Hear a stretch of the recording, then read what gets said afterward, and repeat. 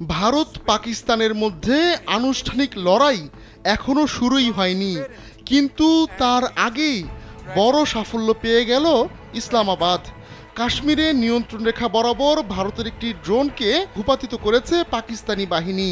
ওই ড্রোনটি আকাশসীমা লঙ্ঘন করে পাকিস্তানে ঢুকে গিয়েছিল বলে দাবি করা হচ্ছে। পাকিস্তানের নিরাপত্তা কর্মকর্তারা বলছেন, কাশ্মীরের ভিমবার জেলার মানাওয়ার সেক্টরে ওই ড্রোনটি ভূপাতিত করা হয়েছে। ড্রোনটি আসলে একটি কোয়াডকপ্টার।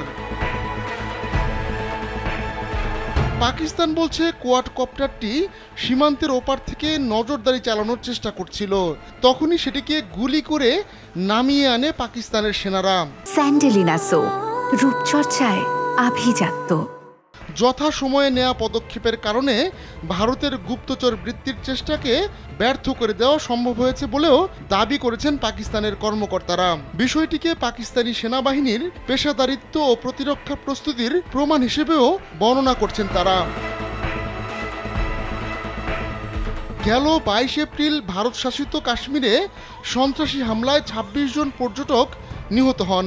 2000 সালের পর এটিকে কাশ্মীরে অন্যতম ভয়াবহ হামলা হিসেবে বর্ণনা করা হচ্ছে। ওই ঘটনার পর থেকেই পাকিস্তানের ঘাড়ে ক্রমাগত দোষ চাপিয়ে যাচ্ছে ভারত, যদিও পাকিস্তান এ ধরনের অভিযোগ জোরালোভাবে প্রত্যাখ্যান করেছে। দেশটির প্রধানমন্ত্রী শাহবাজ শরীফ এ ঘটনায় নিরপেক্ষ তদন্তেরও দাবি জানিয়েছেন। এমত অবস্থায় পরমাণু শক্তিধর দুই প্রতিবেশী দেশের মধ্যে এমন উত্তপ্ত পরিস্থিতি সংলাপের মাধ্যমে সমাধানের আহ্বান জানিয়েছে সংযুক্ত আরব আমিরাত, চীন, তুরস্ক, ইরান, সৌদি আরব ও জাতিসংঘ সহ বেশ কয়েকটি দেশ। এ নিয়ে বিশ্বের বিভিন্ন দেশে থাকা নিজেদের মিত্রদের সঙ্গেও কথা বলছেন পাকিস্তানের কর্মকর্তারা। ভারতের মিত্ররাও নয়াদিল্লির পাশে এসে দাঁড়িয়ে বার্তা দিচ্ছে। মধ্যপ্রাচ্যের গুরুত্বপূর্ণ দেশ আমিরাতের উপপ্রধানমন্ত্রী ও পররাষ্ট্রমন্ত্রী শেখ আবদুল্লাহ বিন জায়েদ আল নাহিয়ান এই ইস্যুতে পাকিস্তানের পররাষ্ট্রমন্ত্রী ইসাক দারের সঙ্গে ফোনালাপ করেছেন। এতে তিনি আঞ্চলিক স্থিতিশীলতা, সংলাপ এবং বিরোধের শান্তিপূর্ণ সমাধানের গুরুত্ব তুলে ধরেন। চীনও দুই পক্ষকে সংযম বজায় রেখে সংলাপের মাধ্যমে মতপার্থক্য দূর করার আহ্বান জানিয়েছে।